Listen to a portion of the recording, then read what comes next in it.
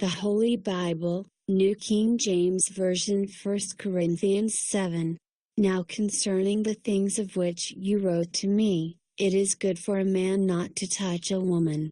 Nevertheless, because of sexual immorality, let each man have his own wife, and let each woman have her own husband. Let the husband render to his wife the affection due her, and likewise also the wife to her husband. The wife does not have authority over her own body, but the husband does. And likewise the husband does not have authority over his own body, but the wife does. Do not deprive one another except with consent for a time, that you may give yourselves to fasting and prayer, and come together again so that Satan does not tempt you because of your lack of self-control. But I say this as a concession, not as a commandment. For I wish that all men were even as I myself. But each one has his own gift from God, one in this manner and another in that. But I say to the unmarried and to the widows, it is good for them if they remain even as I am, but if they cannot exercise self-control, let them marry. For it is better to marry than to burn with passion. Now to the married I command, yet not I but the Lord, a wife is not to depart from her husband. But even if she does depart, let her remain unmarried or be reconciled to her husband. And a husband is not to divorce his wife. But to the rest I, not the Lord, say, if any brother has a wife who does not believe, and she is willing to live with him, let him not divorce her. And a woman who has a husband who does not believe, if he is willing to live with her, let her not divorce him. For the unbelieving husband is sanctified by the wife, and the unbelieving wife is sanctified by the husband, otherwise your children would be unclean, but now they are holy. But if the unbeliever departs, let him depart. A brother or a sister is not under bondage in such cases. But God has called us to peace. For how do you know, O wife, whether you will save your husband? Or how do you know, O husband, whether you will save your wife? But as God has distributed to each one, as the Lord has called each one, so let him walk. And so I ordained in all the churches. Was anyone called while circumcised? Let him not become uncircumcised.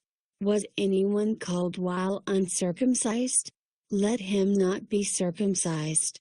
Circumcision is nothing and uncircumcision is nothing, but keeping the commandments of God is what matters. Let each one remain in the same calling in which he was called. Were you called while a slave?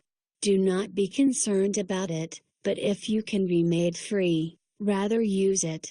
For he who is called in the Lord while a slave is the Lord's freeman.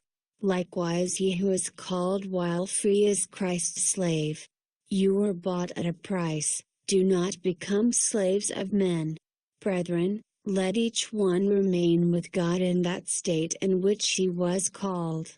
Now concerning virgins, I have no commandment from the Lord, yet I give judgment as one whom the Lord in his mercy has made trustworthy.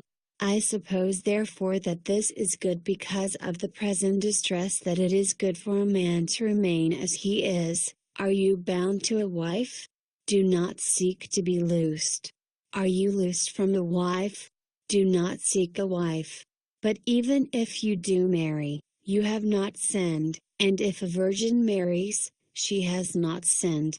Nevertheless such will have trouble in the flesh, but I would spare you.